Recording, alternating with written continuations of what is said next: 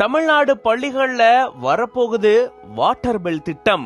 கேரளாவை ஃபாலோ பண்ணி இப்ப தமிழ்நாடு அரசும் இந்த திட்டத்தை அறிமுகப்படுத்த போறாங்க. அன்பில் மகேஷ் பொய்யாமொழி அவர்கள் இத பத்தின அறிவிப்பை கொடுத்திருக்காரு. பள்ளிக்கூடத்துல வாட்டர் பில் திட்டமா? என்னங்க இது புதுசா இருக்கு? வாட்டர் பில் திட்டம்னா என்ன? விரிவா இந்த வீடியோல பார்க்கலாம். தமிழ்நாடு அரசு பள்ளிகள்ல படிக்கக்கூடிய மாணவர்களுக்கு இப்போ வாட்டர் பில் அப்படின்ற ஒரு திட்டத்தை அறிமுகப்படுத்த போறாங்க.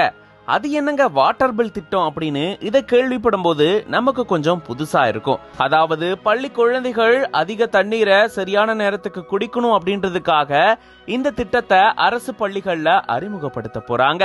காலையில 11 மணி, மதியம் 1 மணி, பிற்பகல் 3 மணின்னு 3 வேளைகள்ல வாட்டர் பில் இடைவெளி விடப்படும். அதாவது இந்த நேரத்துல மாணவர்கள் தண்ணீர் குடிக்கணுமா? இதுதான் இந்த திட்டம். இந்த குறிப்பிட்ட நேரத்துல அவங்க தண்ணீர் குடிக்கும் போது ஒரு நாளைக்கு தேவையான முறையான தண்ணீர் அவங்க குடிக்க வாய்ப்பு இருக்கு அப்படின்றதுக்காக தான் இந்த மாதிரியான திட்டத்தை அறிமுகப்படுத்த போறாங்களாம். வெயிலோட தாக்கத்தினால நீர்ச்சத்து குறைபாடு ஏற்படுறத தவிர்க்கிறதுக்கு இந்த வாட்டர் பில் திட்டம் ரொம்பவே பயனுள்ளதா இருக்கும் அப்படின்னு சொல்லப்படுது. ஏற்கனவே கேரள அரசு பள்ளிகள்ல இந்த திட்டத்தை செயல்படுத்திட்டு வராங்க. அதை தொடர்ந்து தமிழ்நாட்டிலும் இந்த திட்டமானது அறிமுகப்படுத்தப்பட போகுது. இது கண்டிப்பா பள்ளி குழந்தைகளுக்கு பயனுள்ளதா இருக்கும் அப்படின்னு எதிர்பார்க்கப்படுது. இது பத்தின உங்களோட கருத்துக்களை கமெண்ட்ஸ்ல சொல்லுங்க. For more updates follow Flix9. For spiritual contents follow Flix9 Divine.